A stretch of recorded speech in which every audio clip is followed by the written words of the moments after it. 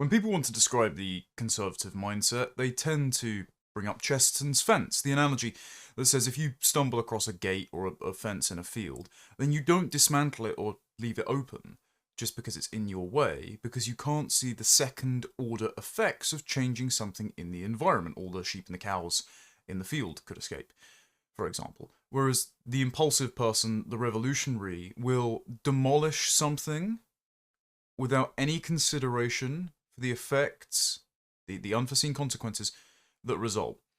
I actually prefer this passage from Jean Raspail's The Camp of the Saints, which is delivered by a leftist who is jubilant about the arrival of 1 million Indians by boat into France on the Calcutta Star. Of course, in the 70s, this was an apocalyptic event. You couldn't even dream of that happening now. They know nothing about what you are, about what you represent. Your world means nothing to them. They won't try to understand. They'll be tired. They'll be cold. They'll build a fire with your lovely oak door. And it continues. But my politics are whatever stops that from happening. And so, I, like the rest of X earlier this week, had a visceral, spiritual reaction to this video. This was a kind of like psychic attack on the country. I'm just going to play and pause it so we can see what this fine young GDP generator has decided to do to this lovely stone wall. What are you smashing the wall down for? What are you smashing the wall up for? Why are you smashing the wall down? It's not your fucking wall. It's not your fucking wall.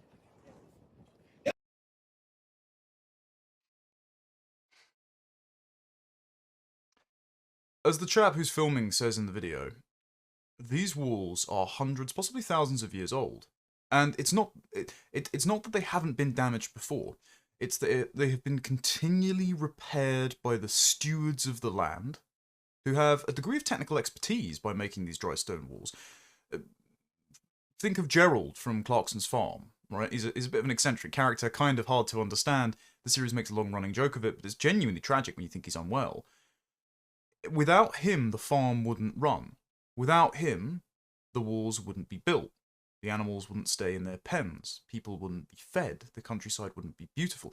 Britain is a tapestry of well-tended lands because generations of farmers, of builders, bricklayers, carpenters, have made it that way.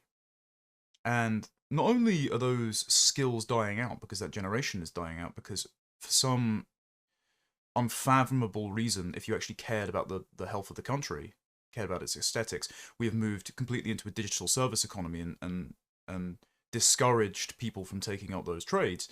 And we've so over-indexed into the knowledge economy, these meaningless spreadsheet jobs, that there are a dwindling number of people that can actually sustain the things, the sort of external visual markers that Orwell talked about in England, Your England, that actually make our country the unique and beautiful place that it is. And now you've just got some third worlder coming along in athleisure, just knocking it down because it's in his way. And he is incapable of rebuilding that which he has destroyed. And he doesn't even know what he's done wrong. So I went to Arundel Castle recently.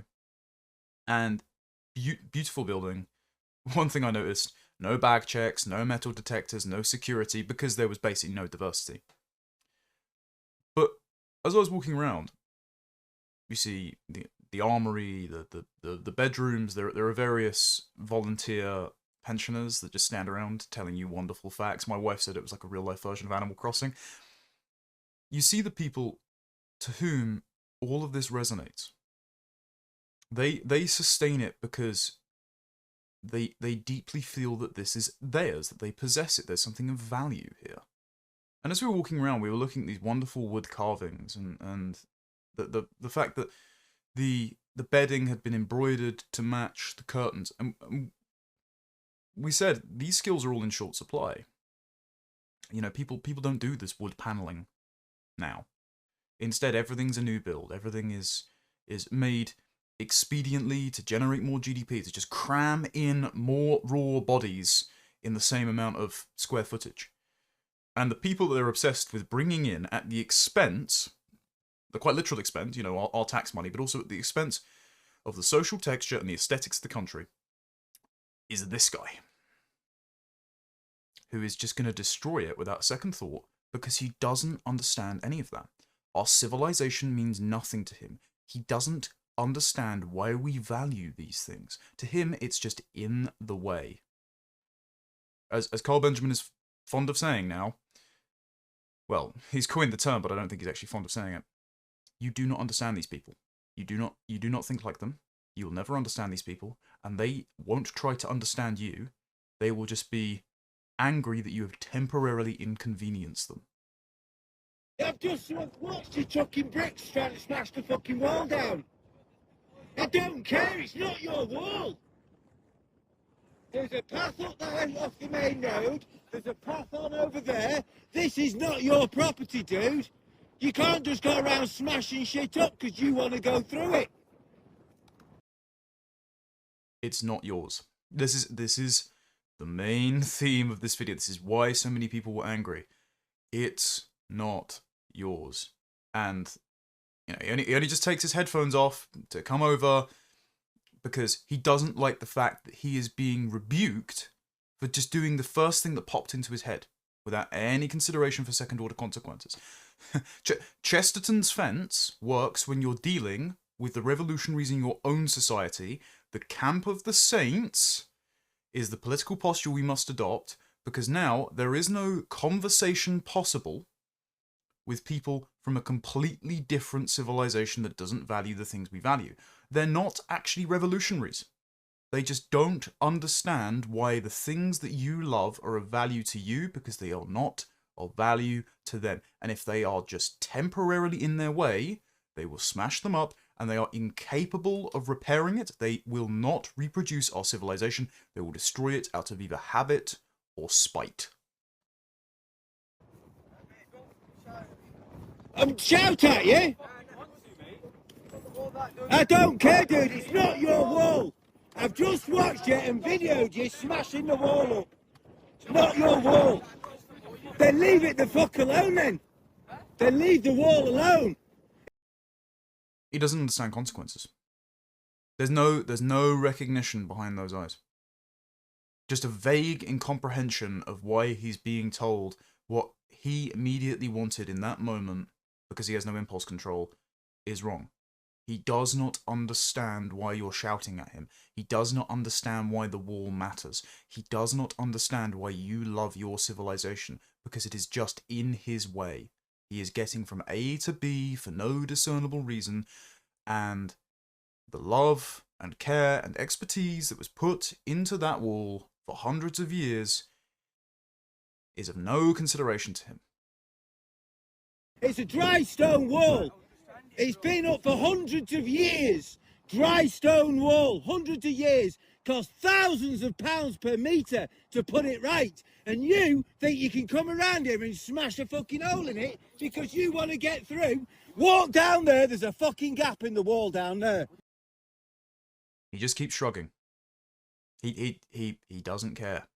He resents you for pointing out the second order consequences of his impulsive actions. There is no guilt, there is just anger that he has been further inconvenienced by you objecting to him smashing up your civilization. Walk through that one. Walk down that wall and you'll find one that's already fucking opened up down there. There is no need for you to be smashing the fucking property up. What are you recording me for, though? To put you on Facebook. Why are you putting me on Facebook? Why are you putting me on Facebook, bro? He only cares when he's set to lose social standing. He doesn't care about what he's done. He cares about getting caught. And so I reposted this, as did everyone. And someone said to me, well, he's not a legal migrant, though. He's clearly local because of his accent. I don't care. Look at his face. The glazed look, the incomprehension of consequences. I don't care if he was born here. I don't care if he's second, third generation. He's not one of us. Never will be. He is incapable of understanding. Our heritage, our heroes, our history, our civilization means nothing to him because he has no frame of reference for why he should care about it, because it is not his. Clearly, through his actions, he has shown he is not one of us, he will never be one of us. I don't care whichever Gujarat spawn point produced him in the subcontinent, he shouldn't be here, he should be there. And you know why I know that he will never be one of us? Because entire countries of people that are just like him act just like that. And that's why they don't have nice things. That's why they don't have nice dry stone walls. That's why nobody takes care of anything. That's why they are low trust. There are high rates of violent crime and theft, but also just general degradation. I've seen enough videos of Indians throwing rubbish rather, out of a train to radicalize me for a lifetime. And these people just shouldn't be here, ruining our civilization. But this is the exact thing that our entire governing class want. This is the consequence of the Department of Environment, Food and Rural Affairs, DEFRA's plan to disperse diversity across the countryside. Department overseen by Tamara Finkelstein. Yes, the sister of Lord Danny Finkelstein, by the way. This is what our government wants for you. They want more diversity in the countryside, fewer dogs, because it makes the diversity uncomfortable, of course. They want these people to go and smash up our heritage. And someone joked, the Cato Institute will be producing a paper that says that actually this generates more GDP because it creates more jobs, because now there's going to be more people repairing the stone walls and more people installing CCTV cameras to catch the diversity demolishing the stone wall. So, you know, more money's changing hands, GDP line go up. Jokes aside, I don't care about the GDP. I don't care about international law. I don't care about your hurt feelings or your magic spells like racism or far right that you try to cast over what is actually happening to get us to close our eyes to it. I care about peace and prosperity and beauty and a high trust society and being able to wander around a castle or the countryside without having to worry that someone from the subcontinent or the Middle East will come along dressed like a bandit from the Elder Scrolls and destroy it just because it was temporarily in his way. You do not understand them. They don't understand you. They won't try. They will smash up your lovely dry stone wall if you let them stay. And so, they just need to be sent home. They can't be here. Thank God Rupert Lowe is planning to ban immigration from India, Pakistan and everywhere else.